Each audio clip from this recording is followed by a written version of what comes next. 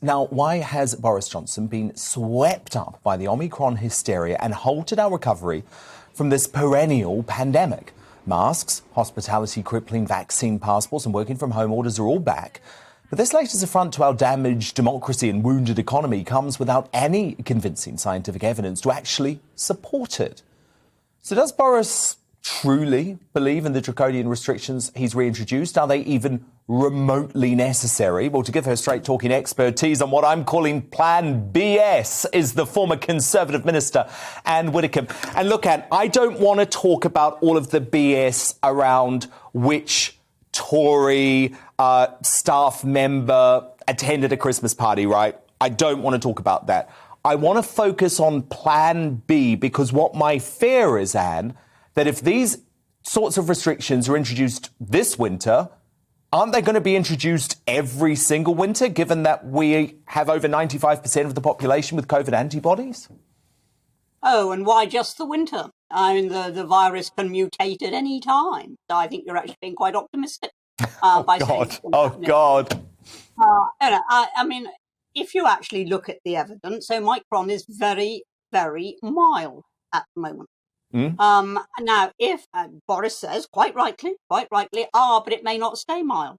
But if every time we get a new strain, and that's going to happen regularly, and it's mild, we say, oh, but it may not stay mild, and immediately take a sledgehammer to the economy, then we're going to end up in a very, very silly and most unnecessary mess. Now, until we've got evidence that Omicron is dangerous, that it's going to throw umpteen people into hospital, which it's not doing at the moment, that it's going to cause death, which it's not doing at the moment, and until we actually get that sort of evidence, we should not be doing things purely on the supposition that, well, they might prevent Omicron spreading. It'll spread like fury in pubs and restaurants, you know. It'll spread in any number of places where people meet. And really just picking on certain parts of the economy and once again savaging them, which is what this comes down to, seems to me completely illogical. So no, I am not in favour of Plan B. Plan A was bad enough when we were all back in masks in shops, but could take them off as soon as we entered a restaurant. Madness. Inconsistent madness. I completely agree. And the thing is, Anne, you look around the world, Omicron has not killed one soul anywhere yet, as far as we know. So the tail is wagging the dog, because it's all about this fear that maybe the NHS will become overwhelmed. Thus far, only 5% of NHS hospital beds are filled up with COVID patients. So I can't understand that justification either. Well, I keep asking myself, why did we bother having the vaccinations? You know, this was supposed to be our liberation. And indeed, we've had the most successful vaccination program in all of Europe. We've had one of the most successful in the entire world. And yet, instead of putting our confidence in that, the instant there's the smallest change in the virus, Boris flees to panic stations. It's a bunker mentality. It's time we just learned to live with this thing and got on with it. So, and what explains that policy approach from Boris? Has he been fundamentally changed because he came so close to death? Is he looking at polling that shows that restrictions are actually widely supported? Or is it more to do with power and control, and that once governments have power and control, they don't like relinquishing it? No, it's straightforwardly backside covering. You know, well, what happens if Omicron does prove to be a bit worse than we thought? You know, people are going to say, well, why didn't you act earlier? I mean, he has been very scarred by the public response to his initial reaction to the virus, which was to take things easy and you know, to give it a chance. And people have actually, you know, accused him of causing death, of not doing things early enough. So now, of course, he's terrified of that accusation being repeated. And the virus only has to blink and he will immediately go, as I say, to panic stations. We do not need panic stations. Cui bono publico, no blinking panico, Boris. And then does it become our responsibility then? Is mass civil disobedience the only way that the government might start to realise that the public are sick of this?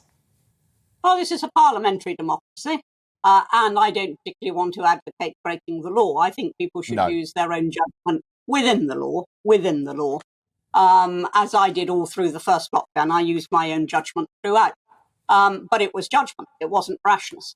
And I think that I'm not going to advocate breaking the law, but I am going to advocate a mighty protest against it. And anybody who thinks this is nonsense should now be battering on the doors of their MPs' surgeries, should be emailing their MPs, writing to their MPs, getting everybody else who shares their opinion to do the same.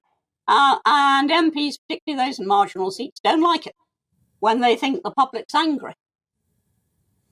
No, I agree. And by the way, even though I've railed against these restrictions for over 18 months now, like you, I absolutely believe we have to follow the rule of the law. But it makes me angry, and that there hasn't even been a vote on these new measures in Parliament yet, because that doesn't feel to me like democracy.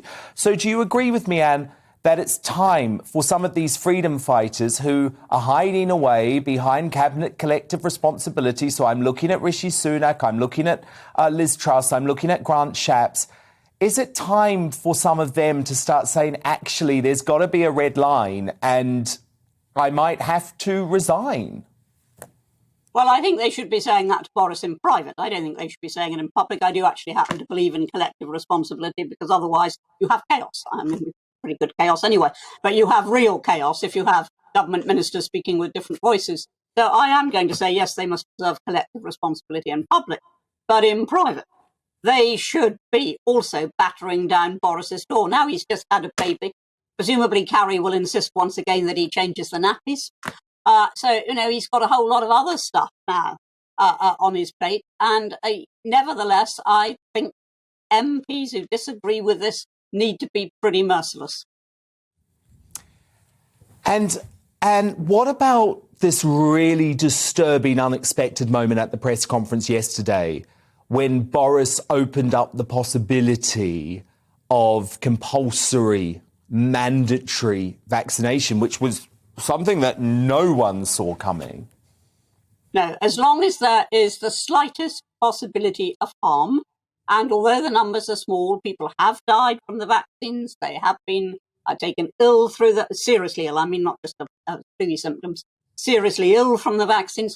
And so long as there is even a very remote chance of that, no government has the right to say to any citizen, you must take that risk. Now, I'm double jabbed. I actually believe in the vaccination program. I don't have a problem with it. But I do not think that a democratic government can say to its citizens, we are going to insist on an invasive medical procedure, even though it may, on a very remote chance, kill you.